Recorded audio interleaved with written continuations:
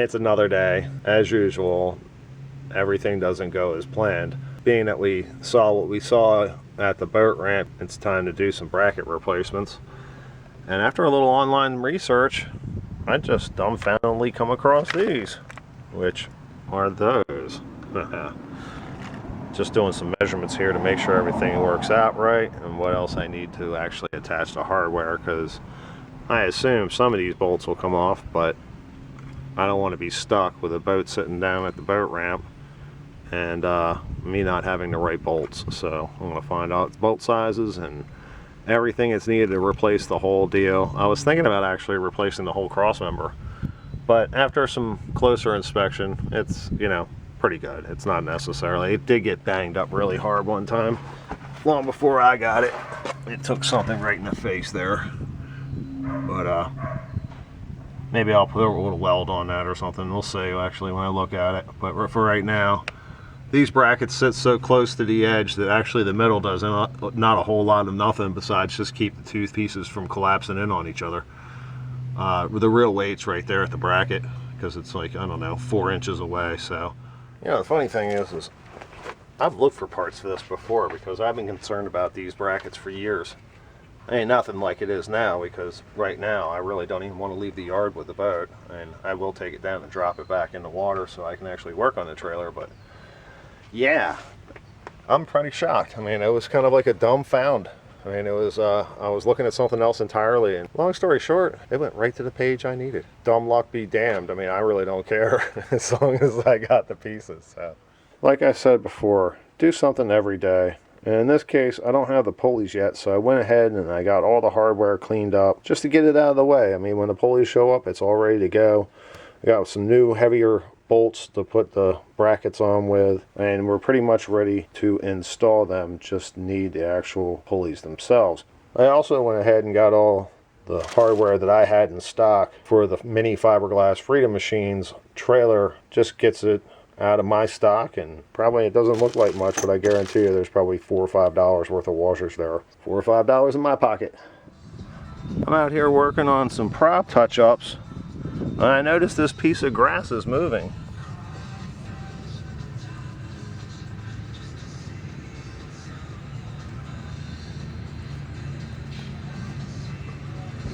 Grass that walks.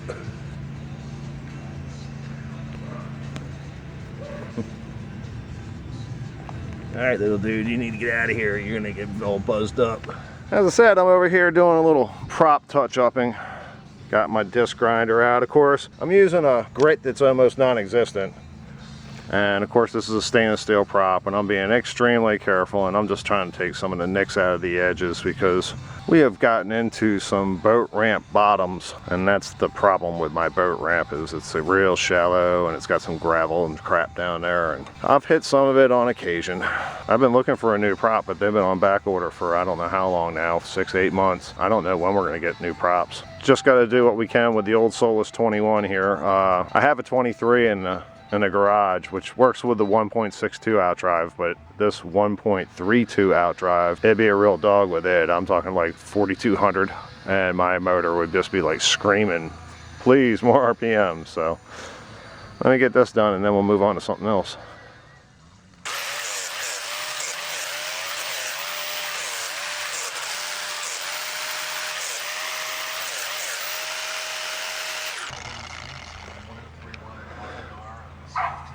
And it's not perfect, but like that there, I think actually happened last year, but that's good enough for now. We're all set. I love how smooth this outdrive is. I'm really hoping it lasts forever, to be honest. I mean, it is a one-of-a-kind outdrive for sure. It actually has Volvo 250 gears in it, and Volvo 250s were the only ones that came with a 1.32 gears, you know, lower ratios for those 6 cylinders and such. But then everything else in a Volvo 250 is wicked small, including the vertical shafts, everything. I mean, they're much smaller than, say, even a Volvo 270, which was the next model up. And with the Volvo 270, they increased the size, the thickness of the vertical shafts and all the bearings and such. But the gear sets stayed the same. You can put a Volvo 250 set of gears in a Volvo 270. And I was lucky enough, as I've said before on Race Boat Life, that I actually bought these drives from a guy on, I don't know, 30, 40 miles from me. Got 2 of them for $110. They were both Volvo 4-cylinder drives. And of course they were built in like the, I don't know, probably mid to late 80s or something of that nature. So these actually have the same shafting and everything else that a regular Volvo 280 has. So it's a 270 with oversized shafting, which are the same numbers actually that the Volvo 280 has, with 250 1.32 gear set inside of it on a Volvo 280 transom shield.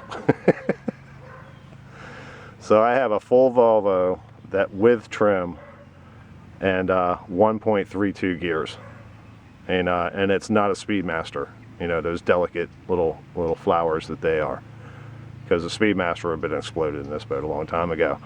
But as I said, I am trying to keep these gears nice, and got to be careful of Special Assistant Jack hammering on the throttle a little hard and a little abrupt. But so far so good. It's been around for a couple years. Oh, and I almost forgot, it also has the water pickups down here are all closed in, and the case has been slimmed. And I'll be honest with you, I've got a Mercruiser Model O over here, and I've had them side by side, and what hangs in the water, there's almost no difference. So all you guys thinking that all those Volvo cases are just so much bigger than the Mercruiser, maybe the Bravos and you know, the Bravo 2s and all that good stuff, I don't have one of those, so I couldn't tell you it offhand. But I've had that one sitting right next to that one in the garage at one point, and you couldn't tell the difference. Actually, I think even the Mercruiser, it was a little longer, meaning from bow to stern wise, it was just more in the water. So, okay, I'm done with the long speech on this. Let's go do something else. There's this bird in that tree. He seems to have moved over to another tree. I swear that thing's got like 50 different chirps. Sounds like every bird in the neighborhood.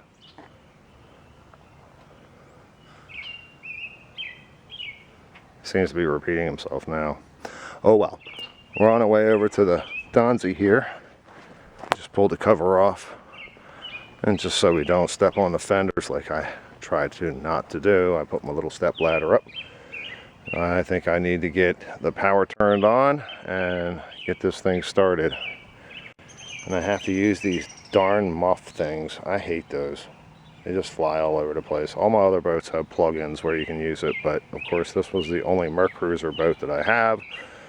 So it's about the same as that little outboard over there, which I have to use a bucket in. He's right about there.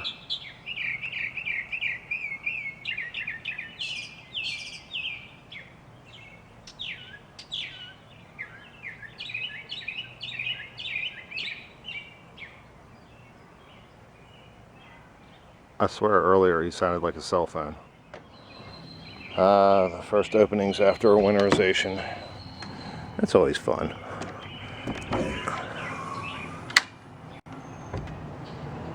Ooh. That looks nice.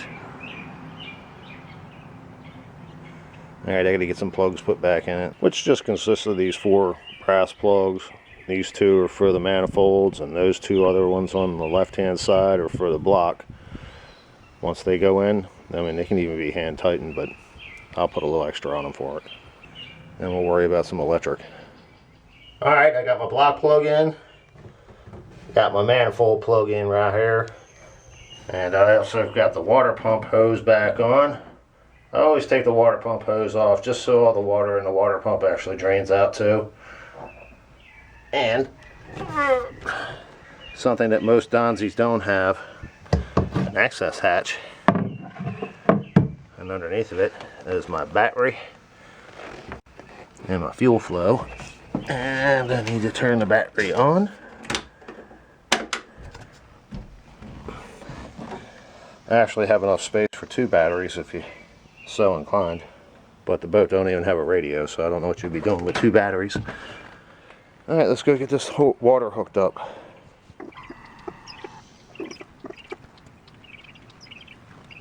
Alright, it's time to grab the keys.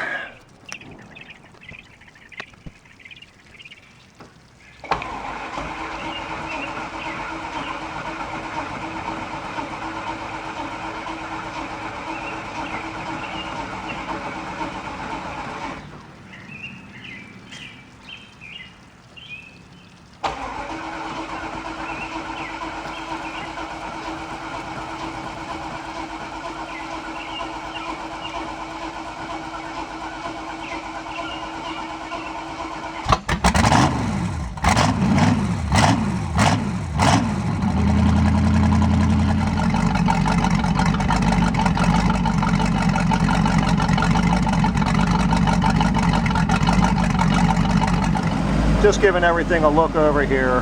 My fuel level is a little high because the boat's tilted back. Oil pressure sitting right about 50 pounds at idle. We're idling about, I don't know, about 700 RPMs, maybe 750. Water temps at 150. And our bolts are kicking ass, so she seems like she's all good to go.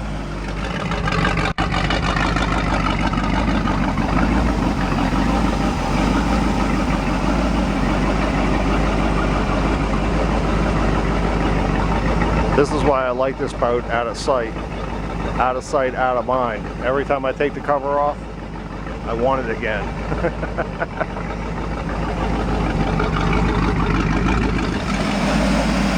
Just giving everything a quick check over here to make sure it's not like slinging oil or throwing water everywhere. And everything else seems to look good, so I think we're all set.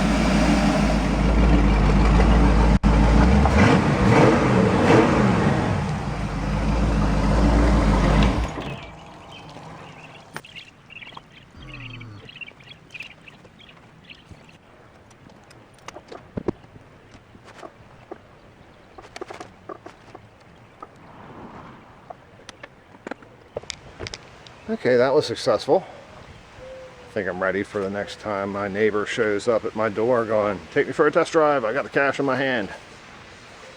Let's see what happens.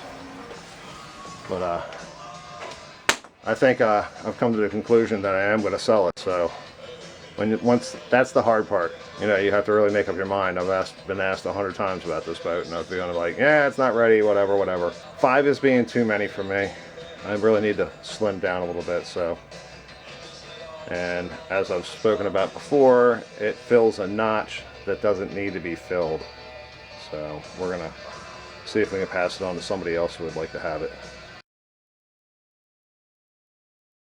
Like I said before, something every day. Like I've said before, do something every day. I probably should do that together.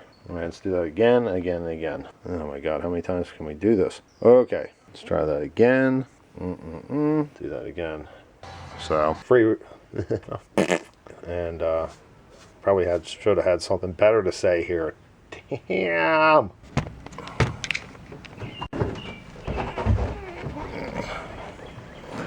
It's not an old man's boat.